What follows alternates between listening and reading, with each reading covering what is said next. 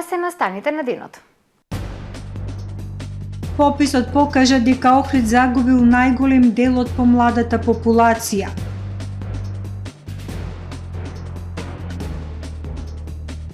Жените битна алка во македонскиот туризам.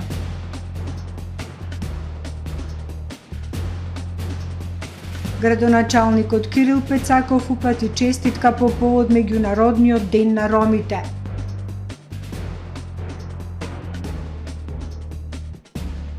Генералниот секретар на влада поднесе оставка откако обвинителството отвори истрага за него. Европската унија со 5-ти пакет санкции за Русија. Со содржините во дневникот започнуваме по временската прогноза. Останете со нас.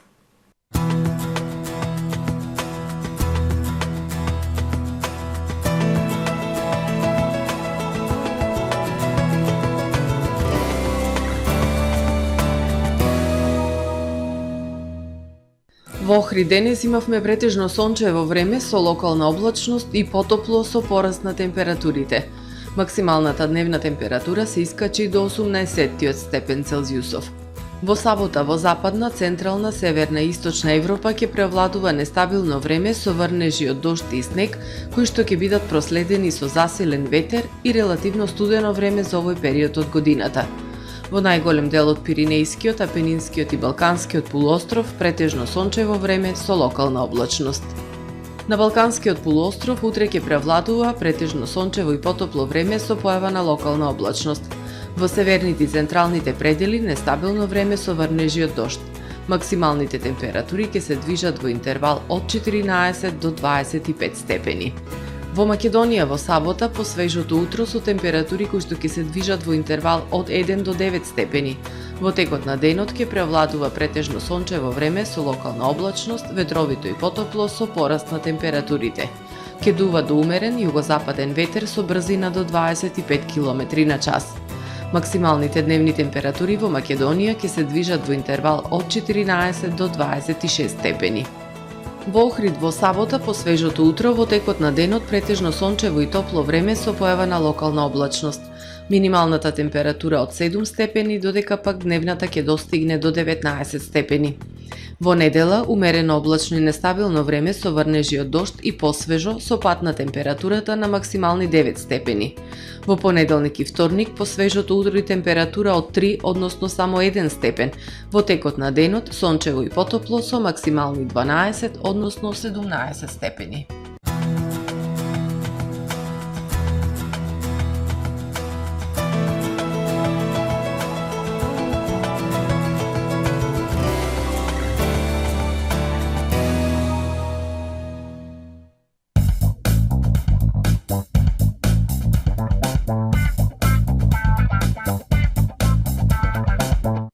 Добре дојдовте во светот на Кармен Бау Центар.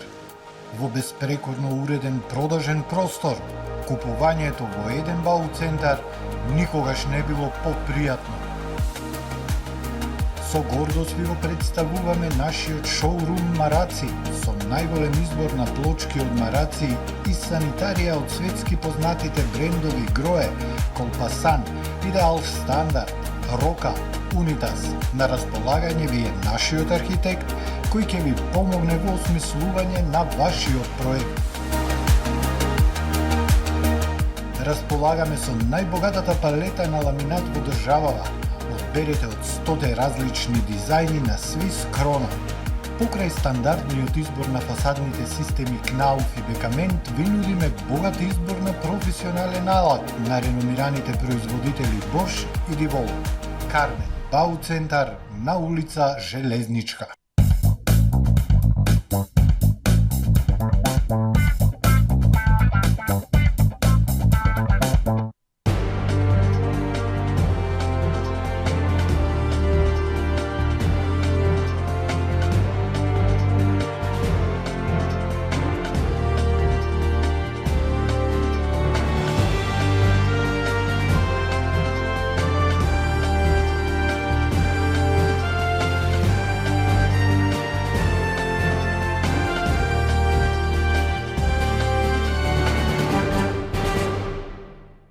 Добар ден, прво издание на Дневникот на ТВМ. Пописот покажа дека Охрид изгубил најголем дел од младата популација. Според резултатите од пописот лани, денес најбројна е возрастната група на население од 60 до 69 години, за разлика од пред 2 децении, кога најбројна категорија биле младите од 20 до 24 години. Резултатите од пописот покажаа дека во Охрид најголемо намалување има на младата популација. Во пописот направен лани најголемиот број на население е во возрастната група од 60 до 64 години, односно 3929 лица, а веднаш зад оваа категорија е возрастната група од 65 до 69 години, односно 3719 лица. За споредба, на пописот од 2002 година најбројна била возрастната група од 20 до 24 години, односно 4501 лице, за разлика од 2021 година, кога оваа возрастна категорија е преполовена, тоест број 2632 лица. Причината е иселувањето кое се должи на економските предизвици, недоволно работни места и ниските примања. Младите најчесто заминуваат во западноевропските земји. Па имат иселување, немој да немат. Млади си бегаат, сите што студираат сака да останат, дали Скопје, дали Словенија, дали странство, ретко кои се ракат во Охрид. Сите сака да се радат, ама нема запослување. Нема ништо одека. Буквално нема ништо.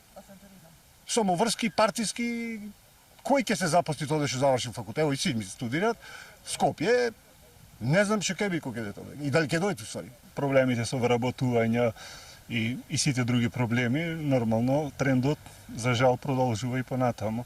Луѓето се иселуваат. Да, па тоа е најтрагично што веќе и постарите не гледаат иднината тука, туку цели семејства заминуваат надвор од Македонија. Од година во година се намалува бројот на ученици и студенти. Власта мора да работи на мерки за задржување на младата популација во државата. Младата популација која се одселува практично под наплив на тежнењето да се врзе за семејството и сите заедно да одат, тоа се одразува како на бројот на ученици во основното образование, на средното образование и јасно на високото образование. Сега на потек се властите. Значи, властите треба да ги истакнат моментите на подобрување на квалитетот на живот.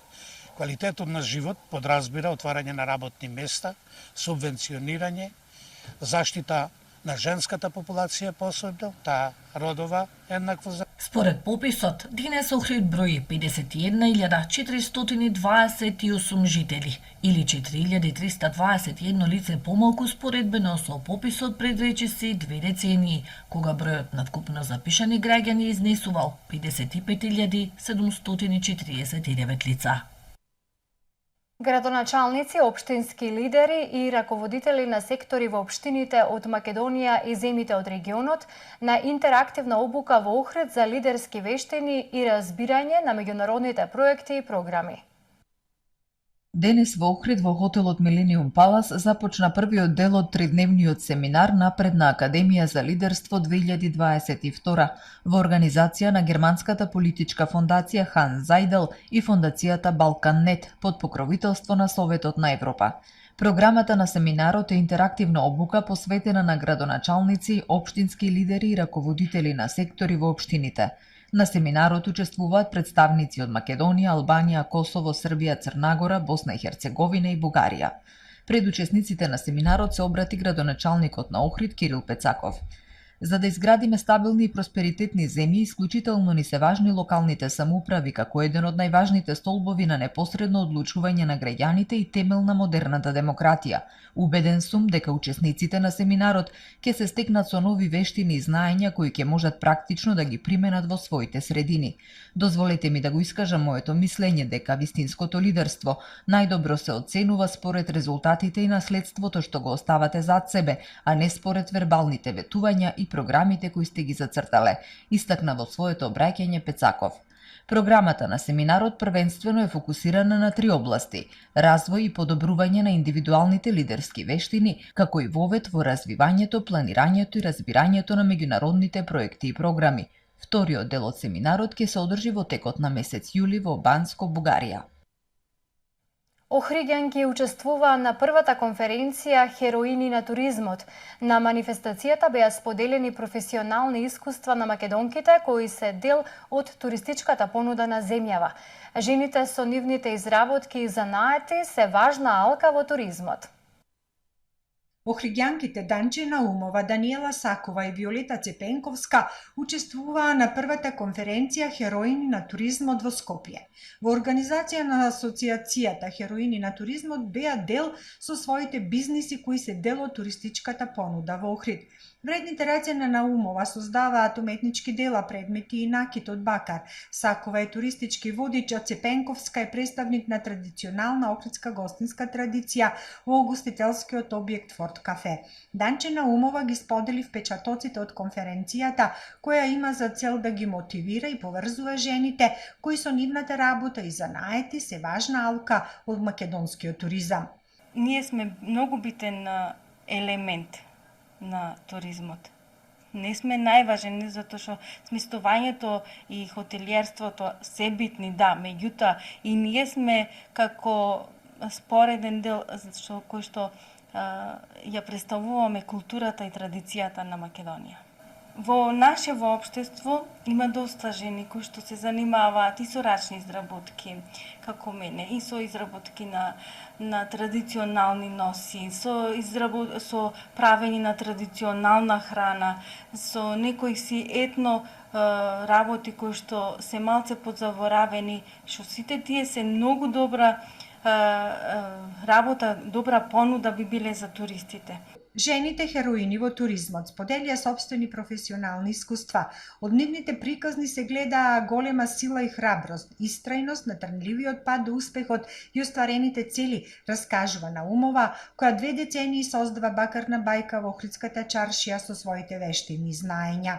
Не е Охрид само битен туристички град, меѓутоа и на други места може да се развива туризмот и сите тие жени што ги слушав нивните приказни е фасцинантно и да се воодушевуваш колку се тие, колку успеале, колку вложиле, колку биле храбри, упорни за да го постигнат тоа што се денес. На конференцијата Хероини на туризмот учествуваа околу 200 жени од разни делови на Македонија. Жените се представија со различни занаети и бизниси кои ги прават интересни за туристичките посетители, а исто така им се отвара можност и да ги продаваат своите производи надвор од Македонија. Градоначалникот Кирил Пецаков по повод 8 април, меѓународниот ден на ромите, упати честитка до припадниците на ромската заедница. Овој значаен празник е уште еден показател дека толеранцијата и почитувањето на различностите се основа за градење на соживот и заеднички напредок. Со својата традиција и уникатните културни специфики, ромите се важен дел од мултиетничкиот мозаик на нашата татковина и даваат несебичен придонес во сите сфери на општественото живење. Посакувам и во иднина посветено да продолжиме да градиме силни пријателства и да се избориме за еднакви права и интеграција за сите заедници. Само заедно и сплотени можеме да го направиме Охрид поубаво место за живење со кое ќе се гордеат идните генерации, се вели во честитката од градоначалникот Пецаков. Генералниот секретар на владата Мухамед Зекири поднесе неотповиклива оставка од функцијата откако основното јавно обвинителство за гонење на организиран криминал и корупција соопшти дека е отворена истрага за него под сомнение за злоупотреба на службена должност. Генералниот секретар на владата Мухамед Зекири поднесе неотповиклива оставка од функцијата откако претходно беше осомничен за злоупотреба на службената положба и овластување. Зекири во обраќањето до премиерот Димитар Ковачевски наведува дека верува во институциите на системот и дека вистината ќе излезе на виделина. На сите институции им стојам на располагање во секое време за да ја докажам мојата невиност, напиша Зекири на својот Facebook профил.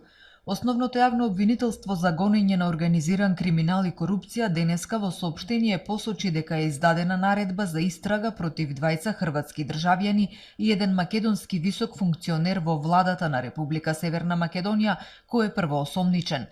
Во периодот од месец април 2021 година до месец јануари 2022 со искористување на својата службена положба првоосомничениот без проведување на соодветна постапка за јавна набавка склучил договор за консултантски услуги со правно лице, во што со умисла му помогнале осомничените хрватски државјани. Со преземените дејствија осомничените за правното лице прибавиле значителна противправна имотна корист во вкупна вредност од 57.932.100 денари, а на штета на буџетот. Износ што бил поголем од 795.000 евра, односно од договорениот износ за вршење на консултантските услуги, се вели во соопштението на обвинителството. Затоа што постои опасност од бегство и опасност доколку осомничените се бранат од слобода да ги уништат трагите или да влијаат врз потенцијални сведоци или да го повторат делото, обвинителството побарало на осомничените да им се одреди мерка притвор. Ова е втор случај за генерален секретар на владата да се отвара истрага за сомнителни јавни набавки. За поранешниот генерален секретар Драги Рашковски во тек е судски процес. Почина Денис Тот, хрватскиот ракометар кој последните години ги мина во македонскиот шампионат, а актуелнава ракометна сезона го носеше дресот на ракометниот клуб Бутел. 27-годишниот Тот почина денеска предпладне на клиниката за анестезија, реанимација и интензивно лекување Карел. Тој бил примен во ургентниот центар во Скопје ноќеска без срцева акција и без траги на насилство. Според Маја Мојсова, директорка на Карел, кај пациентот не биле пронајдени активни супстанции при крвни анализи и неговото тело е предадено на судска медицина за понатамошна обдукција. Претходно се појавија информации дека хрватскиот интернационалец бил претепан во ноќен клуб во Скопје, но МВР соопшти дека на Карел Тот бил донесен во безсознание без видливи траги на насилство. СВР Скопје презема мерки за расчистување на случајот и за тоа соодветно ќе ја известиме јавноста, се наведува во соопштението од МВР. Македонските суперлигаши се простуваат од младиот ракометар. ГРК Охрид изрази сочувство до фамилијата и ракометниот клуб Бутел. Тот, кој играше на позицијата десен бек, 2 години го носеше дресот на ГРК Охрид, а премина во Скопски Бутел пред почетокот на оваа сезона. Во кариерата го носеше и дресот на хрватските клубови Ѓаково, Пореч и Биеловар, шпански Адемар, Леон и Брик Австрија. Во продолжение да ги погледнеме и вестите од светот.